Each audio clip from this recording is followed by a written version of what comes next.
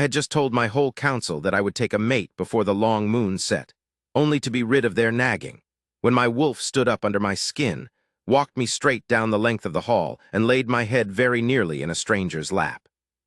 She had come in on the cold draft from the courtyard, a travel cloak over one arm and dust on her boots, and I had not so much as learned her name. It did not matter to the beast in me.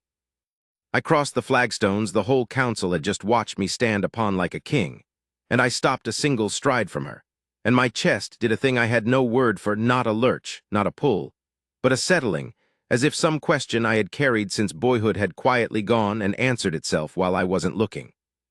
The woman looked up at me. She had a wide, frank face and eyes the brown of river stones, and she was entirely unimpressed.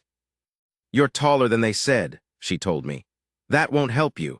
Half the trouble in this hold is men who think being tall is a personality." Behind me, somewhere near the dais, my beta made a sound like a man swallowing a laugh whole. My grandmother, who missed nothing, leaned forward on her stick. "I am the Alpha King of Hyrich.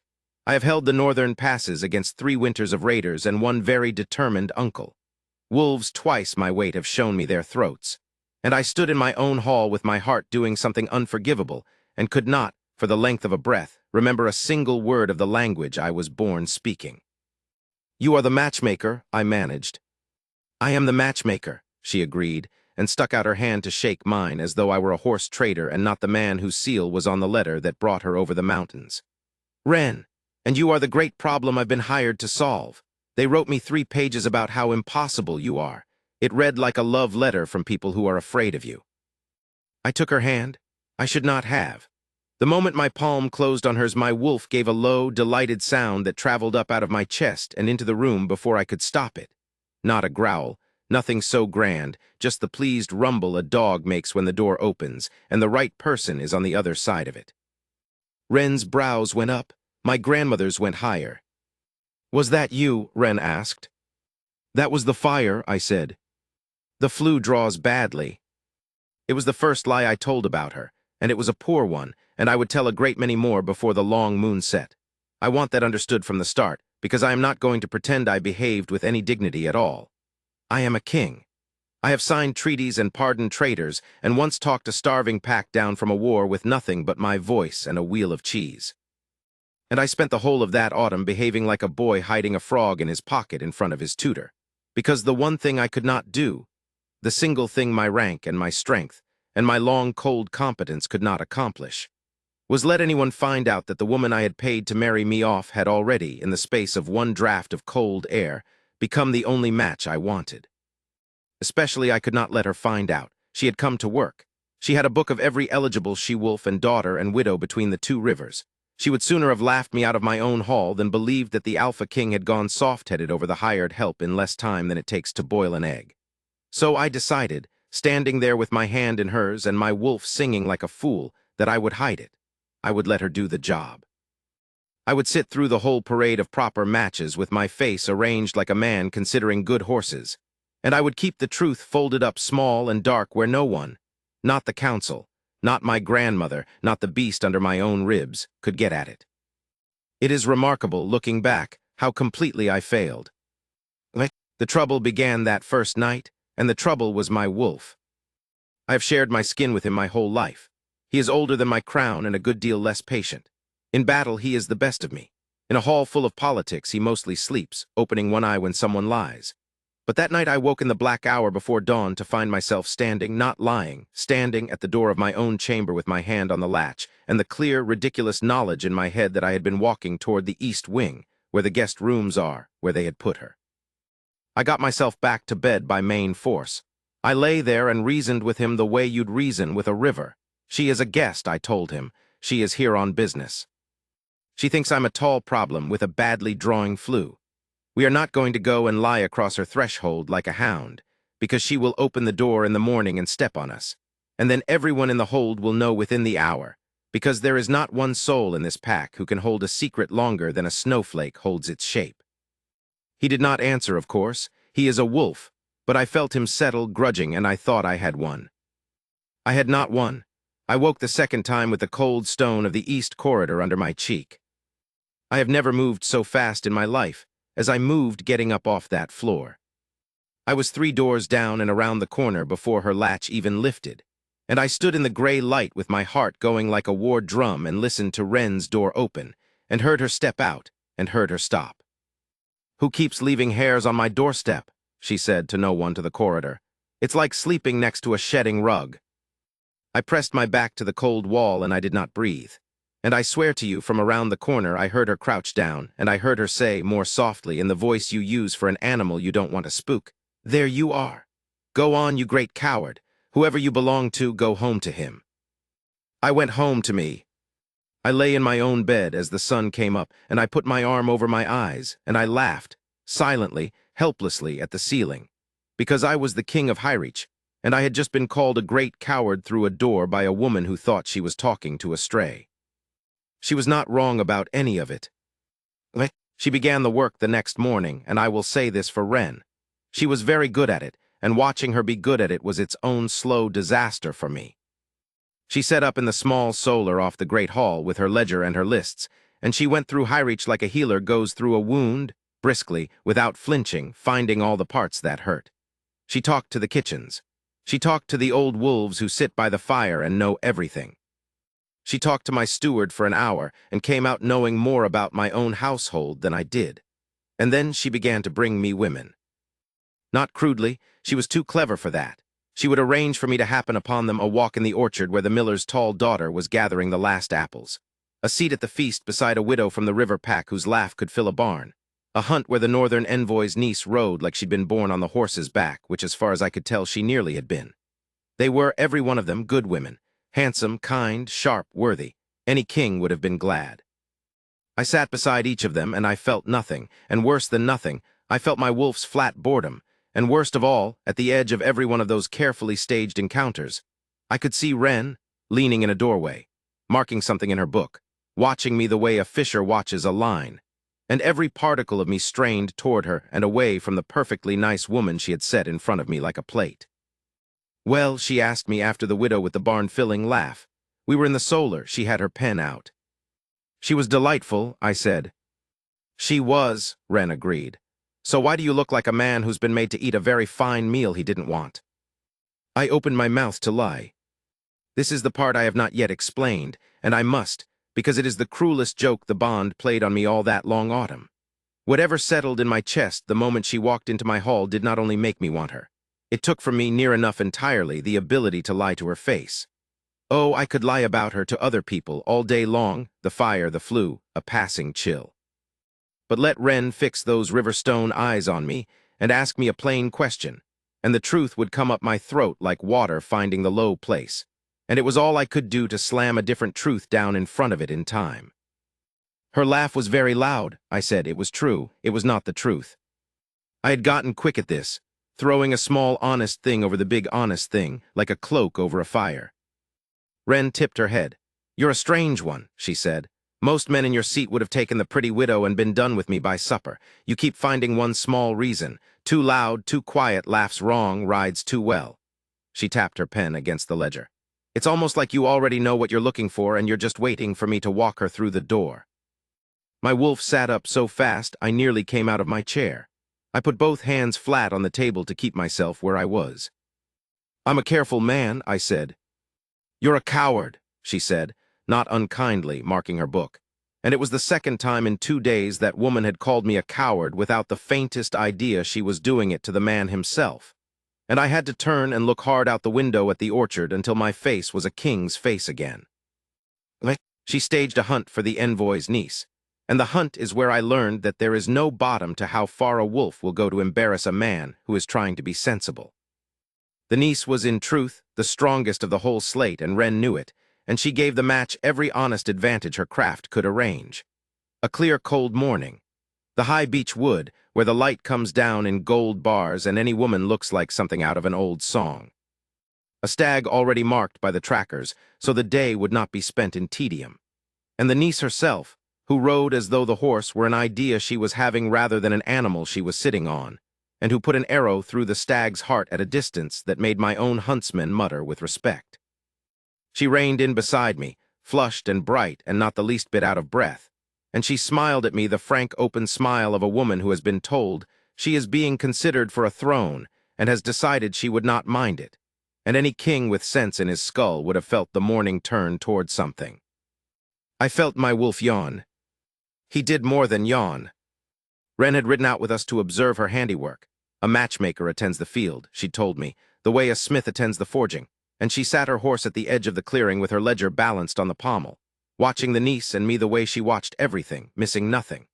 And the moment the stag was down, and the niece turned that bright smile on me, my wolf, who had been sulking along under my skin all morning like a dog made to walk to heel, gave up on me entirely. He turned my horse. I felt it happen the way you feel your own hand betray you when you're carrying too much crockery, a slow, doomed inevitability. And before I could gather one shred of authority over my own body, my mount had carried me clean across the clearing, past the niece and her admirable arrow and her admirable smile, straight to the edge of the wood where the matchmaker sat. And there my wolf stopped, and turned my face up to Wren, and I heard myself say, in front of the envoy's niece and 4 huntsmen and both the trackers, "You've a beech leaf caught in your hair." There was a silence in the beech wood of the kind that has weight to it. Wren reached up, unhurried, and took the leaf out of her braid and looked at it, and looked at me, and I watched her decide not to say anything about the flu, which was somehow worse than if she had. "So I did," she said. "How observant you are, my king. You've an eye for detail." And then, gently, wickedly, for my ears alone as I sat there scarlet on my traitor horse, shame it never seems to land on the woman with the arrow. I got us back across that clearing. I said everything correct and admiring to the envoy's niece, who was no fool and whose bright smile had gone thoughtful, and I praised her shot to the trackers, and I comported myself for the rest of that ride like the king I am supposed to be. But the thing was done. The niece rode back to Hyrich a little apart from me, and that evening she came to find me, and she was gracious about it, gracious and dry, a woman who thought like a general and had read the field. "My lord," she said, "I ride well and I shoot well and I would rule your northern flank better than half your council, but I have watched you for 3 days and I know the look of a man who's already been taken, whatever he's telling himself. You cross a clearing for her without knowing you've done it." She inclined her head, not unkindly. "I withdraw myself from your matchmaker's excellent slate, not from wounded pride, from good sense. I've no wish to command a flank whose general's heart is garrisoned somewhere else." She paused at the door. "You might tell the woman. Before someone tells her for you. She has clear eyes for everyone but the person she'd most need them for. I saw that too. It's the commonest blindness there is. We none of us can see the arrow that's already in us." She left the next morning, and she left with my lasting respect, and she left me standing in my own hall having been read like a field map by a stranger inside of 3 days. I told myself she was one clever woman, and that one clever woman noticing was not the same as everyone knowing. I was becoming, I see now, a great scholar of the ways a man can tell himself he is still hidden while standing in plain sight. My grandmother knew before anyone. She is the Dowager Luna of Hyrich, and she is small now, and bent over her stick, and she has buried a husband and a son and half the friends of her youth, and she has decided that the reward for all that grief is to be allowed to say precisely what she thinks for the rest of her life. She caught me on the gallery on the 4th day, watching the courtyard, where Wren was down among the fair builders arguing cheerfully with a carpenter about the height of a dais.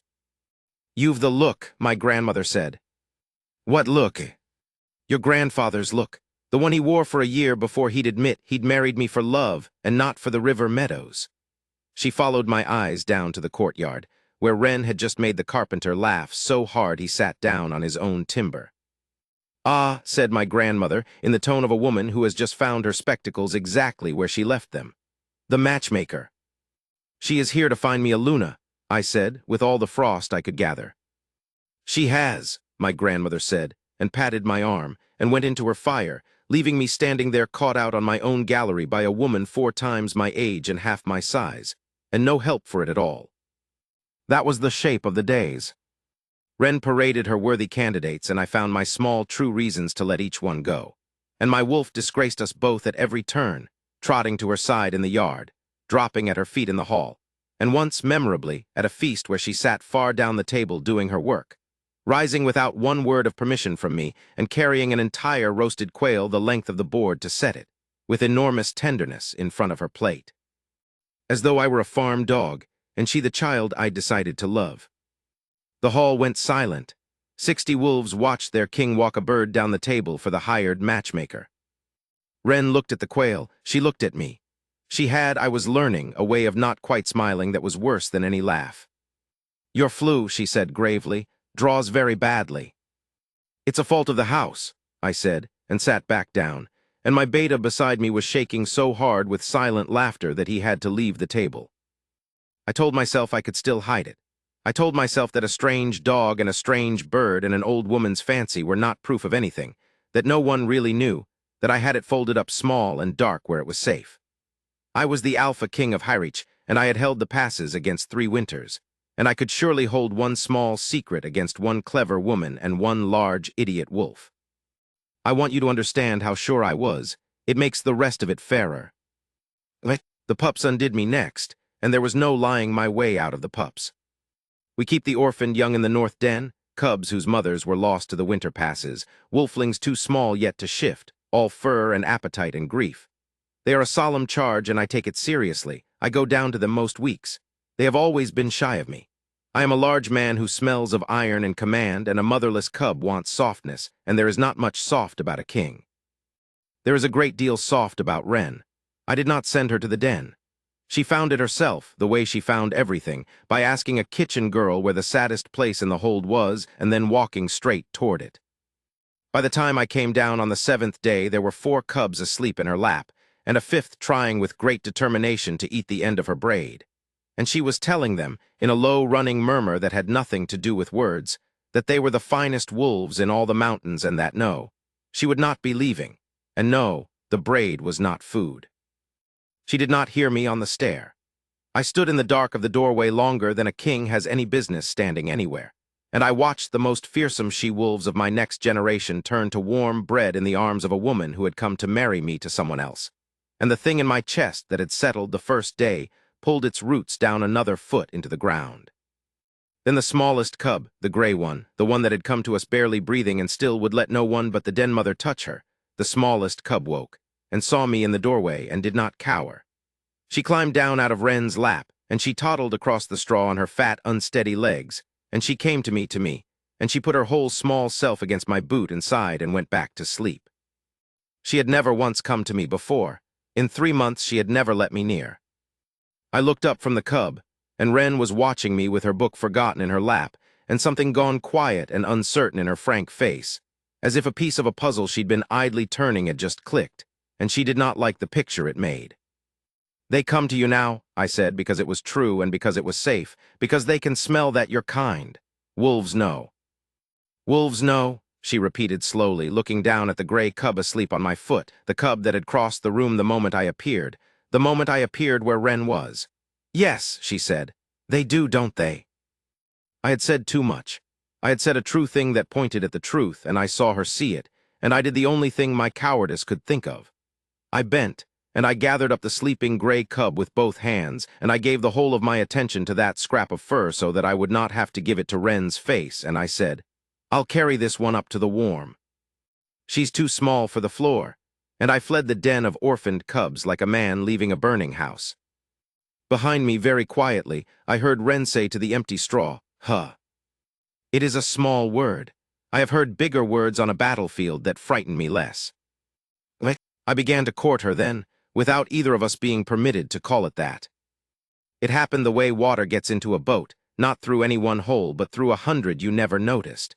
She needed to know the hold to do her work, so I showed it to her. That was reasonable. I showed her the high terrace where you can see both rivers at once. I showed her the old library where my line keeps its bad poetry and its good maps.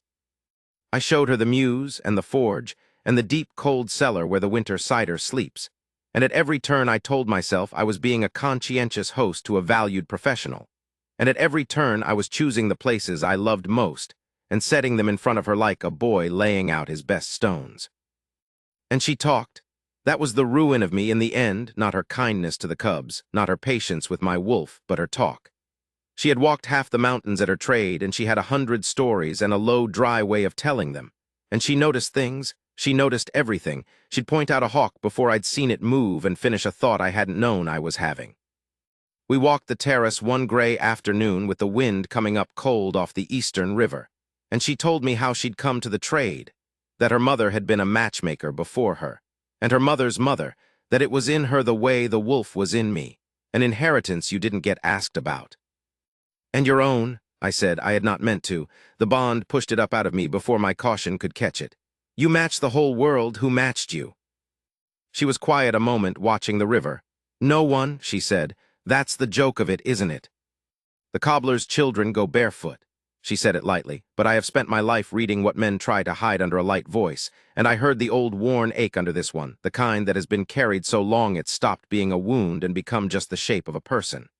I'm very good at seeing what two other people could be to each other, she said. I've never once been able to see it looking out from my own eyes, some gift. It only points away from me. She laughed at herself and turned from the rail. Anyway, it's a fine thing to be needed. I've matched near 400 pairs. That's 400 hearts that are warm because I was cold enough to be clear-eyed about them. That's not nothing. 400 hearts warm because she was willing to stay out in the cold and be clear. I stood on my own terrace with the woman my whole being had chosen telling me, without any idea she was doing it, exactly how alone she had spent her life being. And every word of the truth was right there in my mouth, hot and whole. You would never have to be cold again. I have been alone in a way a king is always alone, and I did not know I minded until you walked in on the draft and my wolf sang, and I understand now what all of it was for. Stay. Not for the pack, for me. Let me be the one match your gift could never see. I said none of it. I looked at the river and I let the wind take the words before they could reach her, because I was certain, that a woman who had spent her life being clear-eyed about love would take one clear-eyed look at a king mooning over the hired matchmaker and know it for exactly the passing foolishness it surely was. I could not bear to be one more thing she saw clearly and set aside. So I said, "You're cold. Come in by the fire." And I took her down to the great hall, and I hated myself the whole way, and my wolf did not speak to me for the rest of the day, which is the closest thing to contempt a wolf can manage. The bond nearly ended me at a council table, and I have faced down armed men with a steadier heart than I sat that meeting. I have not yet made you understand how that particular torment worked, and I must, because it grew worse the longer I loved her, not better. It was a simple thing and a merciless one. I could not lie to Wren's face. Not could, not as in should not, could not as in the words would not obey me. Let her fix those Riverstone eyes on me and ask a plain question, and the true answer rose in my throat with a will of its own.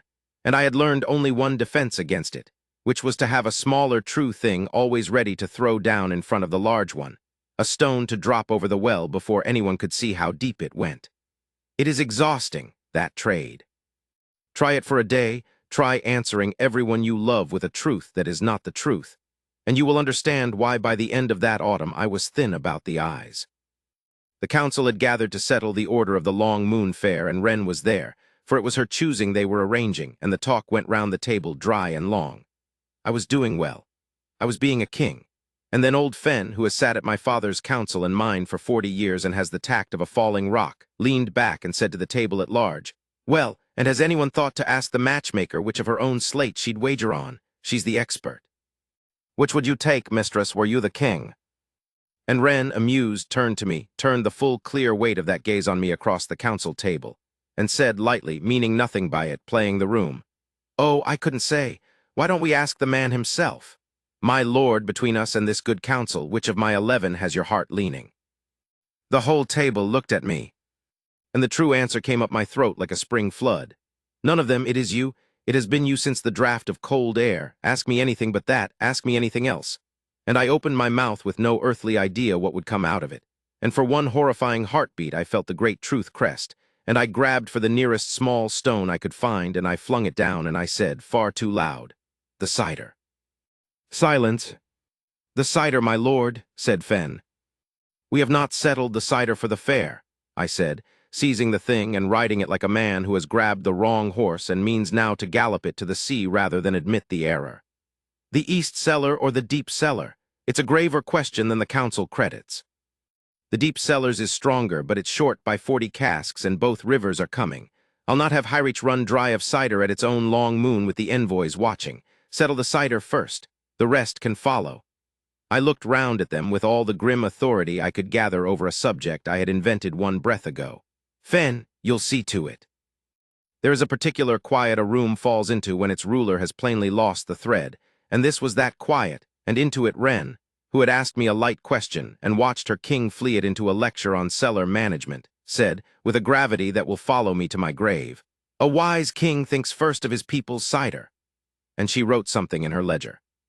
She wrote something in her ledger, and I would have given the northern passes to know what it was, and I could not ask, because to ask was to open the well again. The council, being fond of me and long used to my father's stranger moods, took the cider in stride and moved on, and Fenn made a genuine and lengthy business of the 40 casks. And I sat there having survived, and across the table Wren caught my eye once, just once, and did the not quite smile. And I understood that I had fooled the whole council and not fooled her by so much as a hair, and that she was letting me flounder purely because it entertained her. And that a woman who would let a king drown in his own cider rather than throw him a rope, and enjoy it and keep his secret anyway, that was a woman I was going to love until they burned me on the hill, and there was no cellar in the mountains deep enough to hide it. I might have kept it up all the way to the long moon if it hadn't been for the storm and the honesty, and the one word she said in the dark. It came in off the mountains the way our autumn storms do, without much warning, the sky going the color of a bruise by mid-afternoon, the fair builders lashing the half-raised stalls, the whole hold pulling itself indoors as the first fat rain came slantwise across the courtyard. Wren had been out at the far orchard, walking with the miller's family, doing the endless patient listening that is the true bones of her trade. She did not come back before the worst of it. I did not send a writer, I went. I told myself it was a lord's duty to a guest, and my grandmother watched me pull on my own cloak with a look that could have soured cream, and I went out into it with my wolf singing again for the first time since the terrace, glad to be moving toward her at last instead of away. I found her halfway back, soaked to the bone, laughing, sheltering with the miller's grandmother under a linta that would not last the hour. I put the old woman up on my horse and sent her ahead to the mill with a rider, and Wren and I ran the last of it on foot to the nearest shelter, which was the empty herder's bothy above the orchard, a single stone room with a hearth and a stack of dry wood and a door that shut against the weather. I got a fire going. She wrung the rain out of her braid and sat close to it, and I sat on the other side of the small hearth, and outside the storm shouldered against the stone, and the rain came down like the sky had a grievance. And for a while neither of us said anything at all, and it was the most peace I had known in a season. Then she said, watching the flames, "Can I ask you something, and will you answer it straight?" And the bond, which had been quiet, woke and put its hand flat against the door of every lie I had. "You can ask," I said. That was as much guard as I could raise. "Why won't you take any of them?"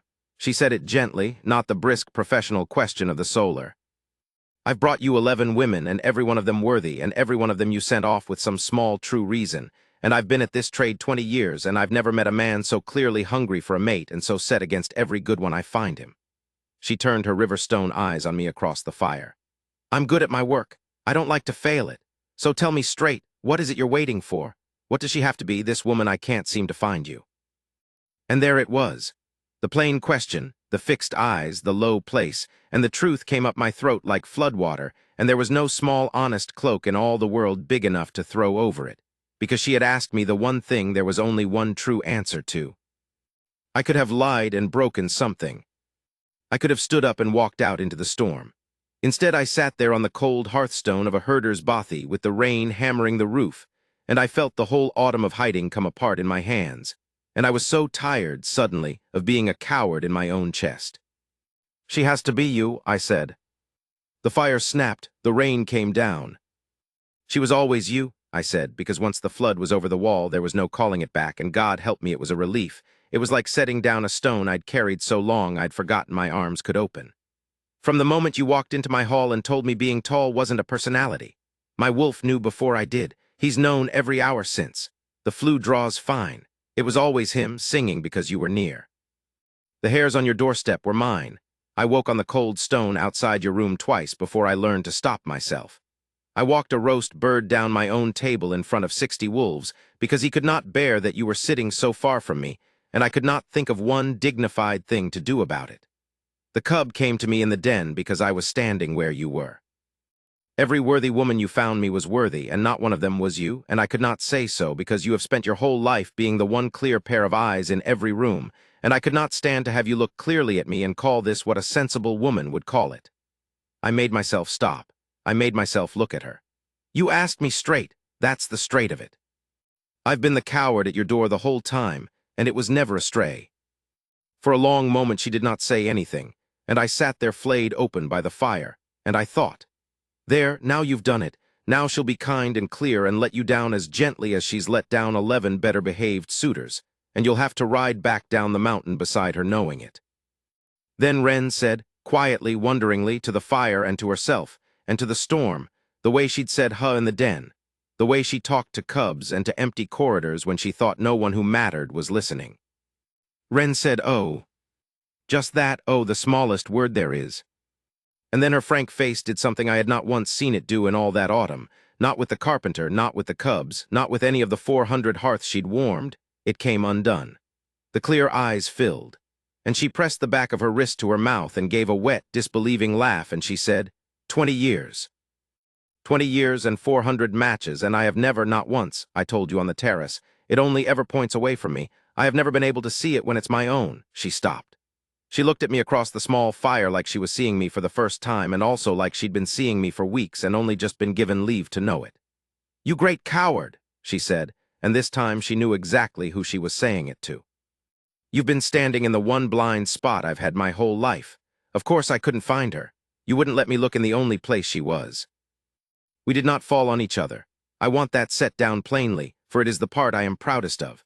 She was soaked and shaken and a long way from home, and I was a king who had just laid his whole heart on a cold hearthstone, and there is a kind of man who would have taken that moment and pressed it for more than it was ready to give.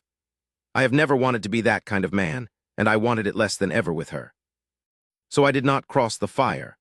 I stayed on my side of it, and I let the truth sit in the warm air between us where she could look at it as long as she liked, and after a while I said, you don't have to answer anything tonight. You don't have to answer at all. I have paid you to find me a Luna, and you have done nothing but your work honestly and well, and if you want to ride down this mountain tomorrow and match me to the miller's daughter and never speak of this again, I will let you, and I will be glad you were ever in my hall at all. No is a real answer. It costs you nothing. Not the fee, not the fire, not your place at my table for as long as you want it. I looked at the flames rather than at her to make it easier. I only could not go on letting you ask me straight and answering you crooked. That's all this was. You deserved the straight of it. Wren was quiet for a long time. The storm eased outside, the way our mountain storms do, all fury and then suddenly spent. When she spoke again, her voice had steadied, but it had a new care in it, a picking over, like someone counting coins in the dark to be sure of what they held. I believe you mean that, she said, that it costs me nothing. I believe you'd let me go. That's, she shook her head, that's most of why, if you want to know. A man who'd let you go is a rare thing to be caught by. Then the care came back into her face. But it isn't nothing, you understand, not for me. You'll wake tomorrow, the Alpha King of Highreach, and no one will think a word of you the worse. And I'll wake the matchmaker who came over the mountains to fill your hall with worthy women and walked out of it with the king on her own arm. Do you know what they'll say? Every hearth I ever warmed, every hard family that ever paid me to be clear-eyed about their children, they'll say she matched herself to the crown. They'll say the whole trade of me was a long game to land the best match in the mountains for the woman who mattered most to her, which was always going to be me. She said it without bitterness, just clear, the way she was clear about everything but her own heart. My whole worth is that I don't put my thumb on the scale. That I'm the one who wants nothing for herself. Take that, and I'm not a matchmaker anymore. I'm just a clever woman who married up. And there it was not a curse or a rival or a scheming Luna, but the plain, hard truth of a proud woman who had built her whole, standing on being outside the thing she arranged for others, being asked to walk into the middle of it in front of everyone who'd ever trusted her to stay out. It was a real fear. I did not insult it by brushing it aside.